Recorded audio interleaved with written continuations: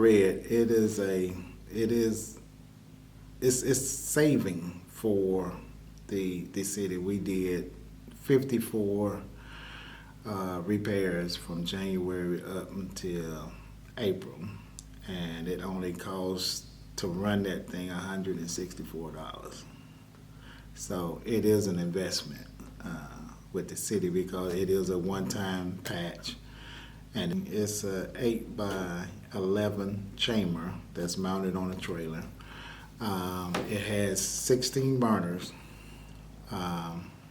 We can cut some of those burners off and do instead of doing a 8 by 11, we can actually do a 4 by 4 with turning some of the burners off, whatever size cut that we normally have.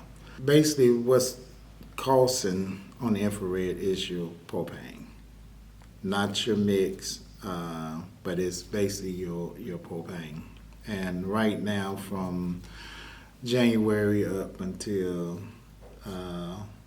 April, I think the propane was $1.47 a gallon. We filled 54, or we repaired 54 cuts, and it only cost that machine $164. Well, a lot of times, most of the time, if we're using the infrared, we'll try to use the infrared on a street that need repairing and not resurface. So there's a difference.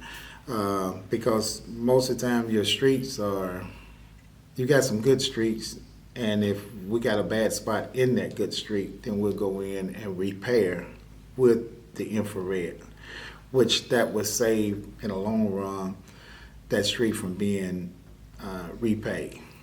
But now if we come to a street that's alligated out and everything like that, then I'll make that request to engineer to put that street on a resurface list to be paid. Well, what happens is when they heat it up, about, it takes between 8 to 10 minutes, depending on the mix that they actually burning. And once they get heated up, they move around the mix that they heated up, and then they add a little bit more good mix along with that to get a good compaction on it, to bring everything back up to level. That means your oil and your tack base and all that. It's in that you put new mix back in. You're not really using a lot of surface mix that we actually buy from the plant. You're reusing your own mix that you burn, and then they'll roll it. Make sure the seams are seamed to keep from water and freezing up in the winter times, and that's the main thing. If you can keep water, debris, dirt, and all that getting into your seams, then that's what makes the patch last as long as we need it to last. They can report by the app of Ready 311. They can call 425 City. That line is still available, and also they can call the office, which is 425-8541.